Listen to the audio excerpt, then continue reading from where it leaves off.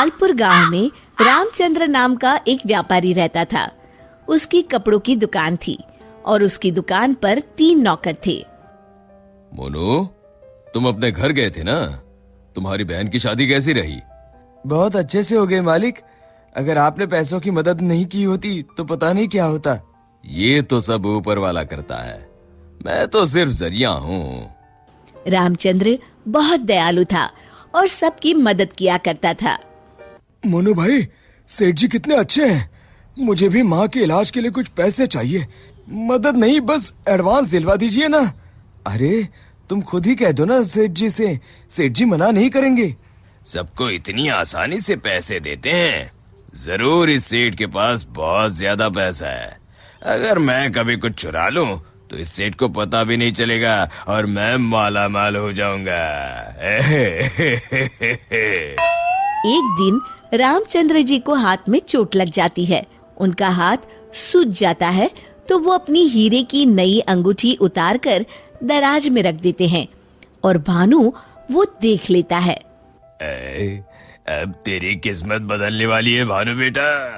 अगर ये हीरे की अंगूठी तेरे हाथ लग गई ना तो ये लहंगा चोली के चक्कर में नहीं पड़ना पड़ेगा। अपनी भी एक दुकान होगी, तू भी दिन भर सेठ की कुर्सी पर बैठा रहेगा, तेरे आगे पीछे नौकर चाकर घूमेंगे। सोचते सोचते भानु सपने देखने लगता है। उसे ये सब दिखाई देने लगता है। ओ भानु, क्या सोच रहा है? चल खाना खाने चलते हैं, सेठ जी भी आराम कर रहे हैं। तुम लोग जाओ यार, मेरा मन नहीं है। क्यों? तेरी तबीयत तो ठीक है ना? हाँ भाई, मेरी तबीयत एकदम दुरुस्त है, बस कुछ करने का मन नहीं है। चल ठीक है, हम खाना खा के आते हैं। जैसे ही लोग बाहर जाते हैं, भानु मौका देखकर अंगूठी निकाल लेता है।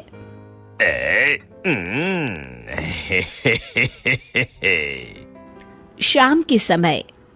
आज का हिसाब खत्म करो बच्चों, अब दुकान बंद करने का समय हो गया है।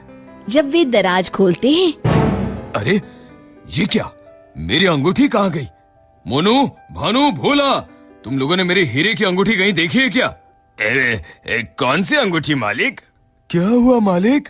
अब कुछ नहीं, अब कल सुबह मिलते हैं।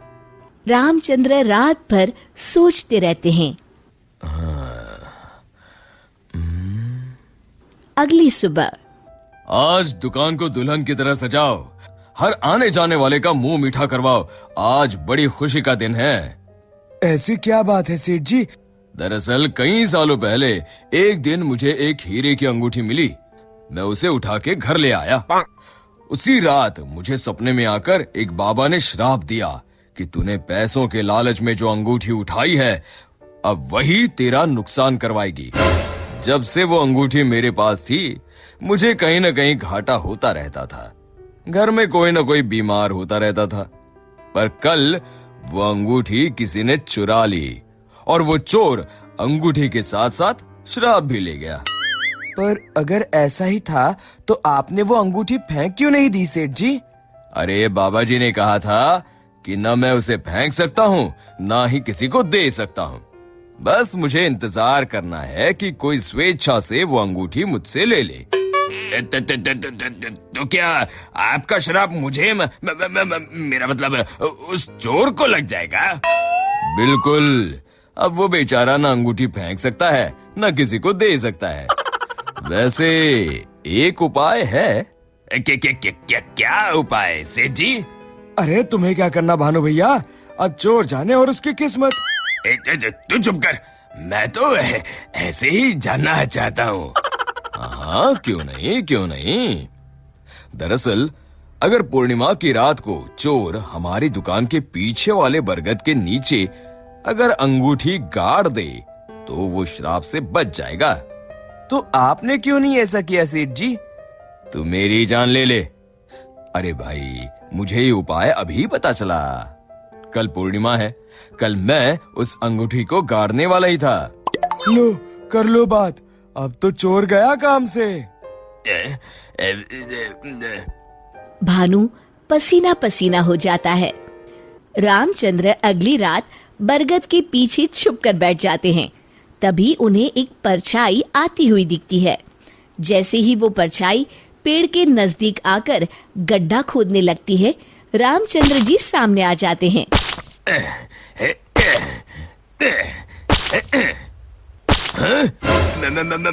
मर गए रे। मुझे माफ कर दीजिए सेठ जी। क्यों, क्या सोचने लगा भानु? माफ कीजिए, मैं हाथ जोड़ता हूँ, आपके पैर पकड़ता हूँ, मुझे माफ कर दीजिए। मुझे इस शराब से मुक्ति चाहिए। ये क्या अगड़म बगड़म बोल रहा है? शराब से मुक्ति चाहिए तो प्रायश्चित कर और कसम खा, आज के बाद कभी चोरी नहीं करूंगा। नहीं नहीं नहीं नहीं नहीं करूंगा मालिक, मुझे पुलिस को मत सौंपिएगा, चाहे नौकरी से निकाल दीजिए।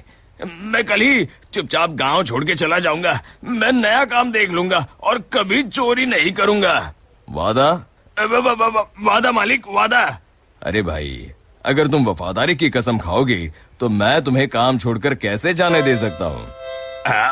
आप सच में महान है मालिक, आप सच में महान है। महान तो वो ऊपर वाला है। अब चलो काम पर लग जाओ।